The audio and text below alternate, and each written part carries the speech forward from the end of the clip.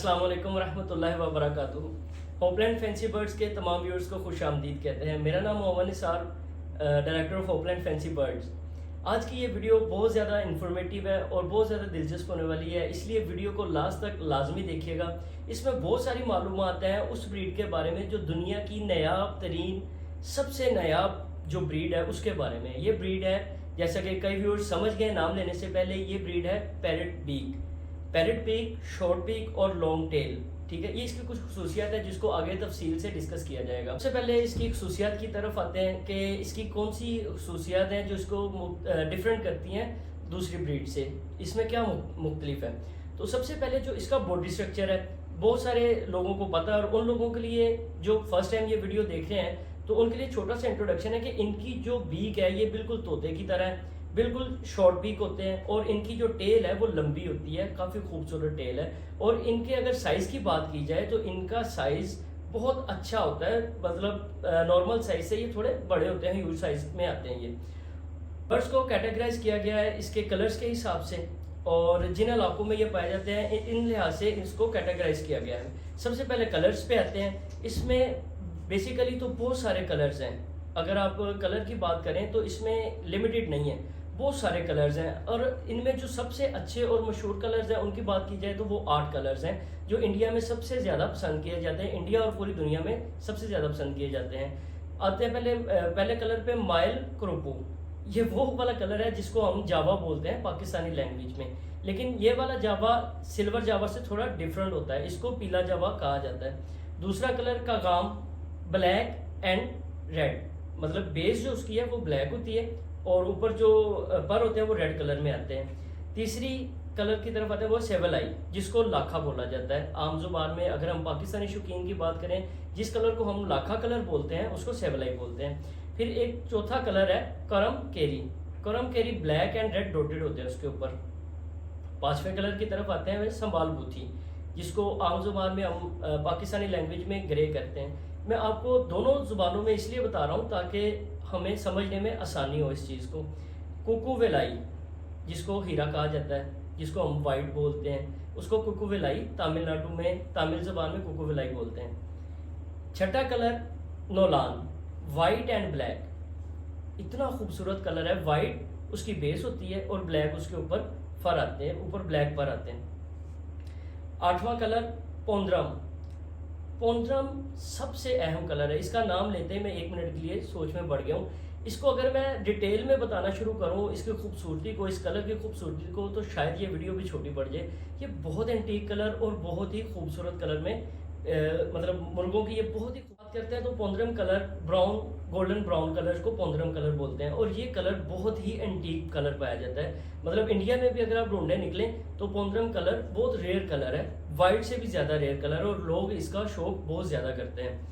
अब इसकी average size, इसके साइज़ की तरफ आते हैं तो इसका जो एवरेज साइज़ है 1 साल के अंदर साइज़ और जो वेट है 1 साल के अंदर 5 किलो से 7 किलो तक का ये वज़न गेन कर लेते हैं। इनकी लाइफ स्पैन की तरफ आते हैं तो लाइफ इनकी 7 साल तक और 10 साल तक रिकॉर्ड की गई है।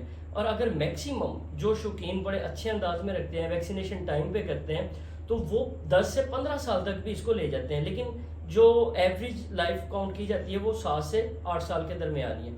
और अगर शौकीन हजरात की बात की जाए, पूरी दुनिया में जो विजिटर पूरी दुनिया से इंडिया जाते हैं और जो इस ब्रीड का शौक़ रखते हैं, वो वहाँ से कुछ लोग अंडे बाय करके ले जाते हैं या कुछ लोग गिफ्ट के तौर पे चिक्स वगैरह या एक आधा ट्रायो एज अ गिफ्ट लेके जा सकते हैं और वो लोग वहाँ से लेकर जाते हैं सौगात के तौर पर।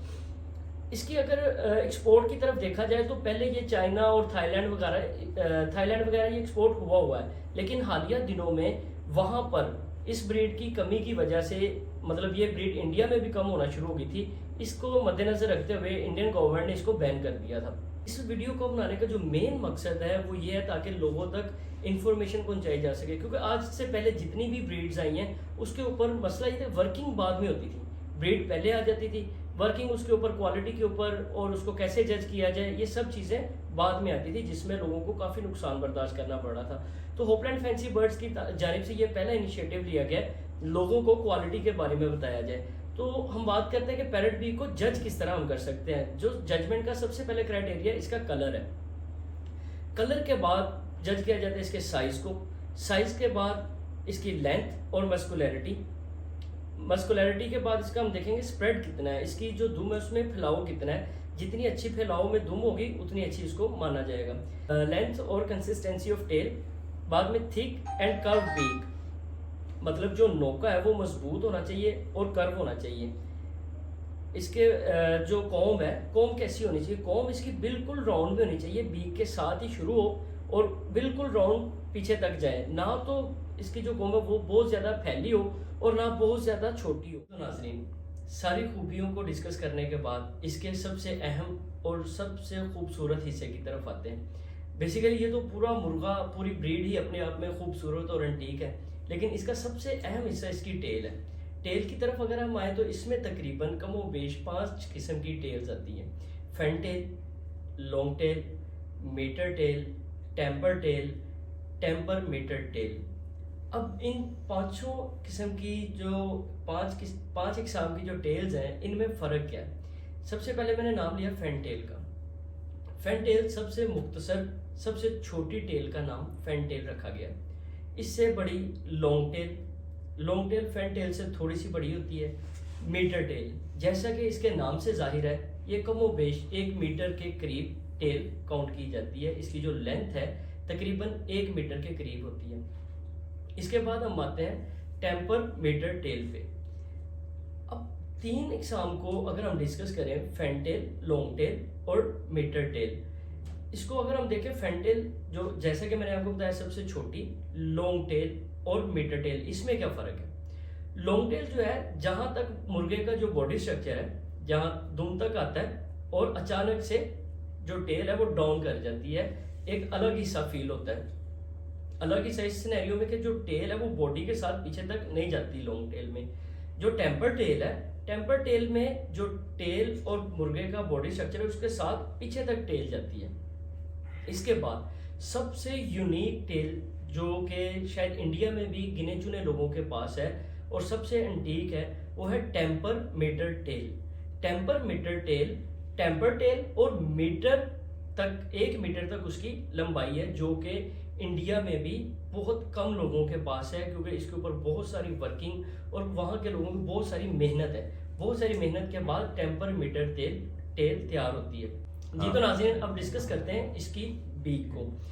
अगर हम देखें, जो तमिलनाडु में पैरेट बीक है और जो आंध्रा में पैरेट बीक है, इन दोनों का कंपैरिजन अगर हम करें, सबसे पहले डिस्कस करते हैं तमिलनाडु की बीक, जो पैरेट बीक है उसकी बीक को डिस्कस करते हैं। इसकी जो बीक का मेजर पोर्शन है अपर बीक, अपर बीक को अगर हम देखें तो ये बिल्कुल राउंड नीचे की तरफ होता है, बिल्कुल डाउन होती है, बीक राउंड होती है। और जो लोअर पोर्शन है, जिसको निचले वाला जो हिस्सा है इसकी बीक का, वो स्ट्रेट होता है, जबकि इसकी अपर और लोअर पोर्शन में दरमियान में बारीक सा एक हल्का सा गैप होता है। अगर हम डिस्कस करते हैं उसको आंध्रा के पैरेट बीक को, तो उसकी जो बीक है वो इंतहाई खूबसूरत और इंतहाई परफेक्ट होती है। उसका अपर पोर्शन बिल्कुल राउंड नीचे की तरफ, जबकि लोअर पोर्शन ऊपर की तरफ होता है, जैसे कि बिल्कुल तोतानुमा, सही असल में जो तोतानुमा शेप होती है। इसके जो अपर और लोअर पोर्शन है उसके दरमियान में गैप नहीं होता। लेकिन इन दोनों में जो कंपैरिजन करने का मकसद है, आंध्रा का जो बिल्कुल पैरेट बीक, जिसकी बीक के दरमियान गैप नहीं है, बिल्कुल तोते की तरह चोंच होती है, उसकी जो टेल है वो शॉर्ट टेल होती है। जैसा कि टेल की मैंने पहली किस्म आपको बताई, वो है फैन टेल। और अगर हम देखते हैं तमिलनाडु के पैरेट बीक को, तो उसके बीक में कुछ पॉइंट्स कम होते हैं, लेकिन जो उसकी टेल है, जितनी भी बाकी मैंने 4 इकसाम बताई, long tail, temper tail, temper meter tail, वो पाई जाती है तमिलनाडु की ब्रीड में। तो अगर हम एक चीज़ को ढूंढते हैं तो दूसरी चीज़ उसमें लैग करती है। अगर बीक अच्छी है तो टेल कमज़ोर है, अगर टेल अच्छी है तो बीक कमज़ोर है। ये बताने का मकसद ये है कि जो नए नाजरीन हैं वो देख के कंफ्यूज ना हो कि ये क्या चक्कर है, इसमें तो थोड़ा सा तजाद नज़र आ रहा है। तो ये तजाद नहीं है, ये उन इलाकों की ब्रीड्स हैं, उनकी खसूसियात है। अब आते हैं इनकी लीनेजेस की तरफ। जो लीनेज है, ये मेजर बेसिकली 8 लीनेज है जो वहाँ के 8 घरों में पाई जाती हैं। वैसे तो बहुत सारी हैं, जिसको मैं डिस्कस करूं तो शायद उसके लिए ये वीडियो काफ़ी लंबी हो जाए, तो नाज़रीन को बोर नहीं करते। वो इंशाल्लाह इस पे नेक्स्ट फर्दर मज़ीद वीडियोस लेके आएंगे इंफॉर्मेटिव, ताकि जो हमारे नाज़रीन हैं उसको फ़ायदा हासिल हो सके। तो लिनेज को डिस्कस करने का जो बेसिकली मकसद था वो ये था कि आम पैरेट बीक और लिनेज, इन दोनों में फ़र्क क्या है। लिनेज वो वाले पैरेट बीक्स हैं जो नस्ल दर नस्ल लोगों के घरों में आ रहे हैं, जनरेशन टू जनरेशन उन लोगों ने उसकी संभाल की हुई है।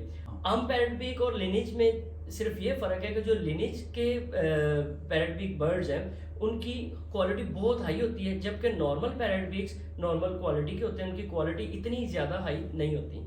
होपलैंड फैंसी बर्ड्स ने ये अहद किया है कि इंडिया के अच्छे और बेस्ट लिनेजेस के बर्ड्स को पाकिस्तान में मंगवाया जाए और शौकीन भाइयों के साथ उसको शेयर किया जाए ताकि शौक को प्रमोट किया जा सके। इसी के साथ इख्तिताम की तरफ चलते हैं। उम्मीद करता हूँ तमाम दोस्तों को ये वीडियो पसंद आई होगी। हमारी वीडियो को लाइक, शेयर और सब्सक्राइब ज़रूर कीजिएगा। इसी के साथ इजाज़त चाहूँगा। अल्लाह हाफिज़। अल्लाह निगहबान।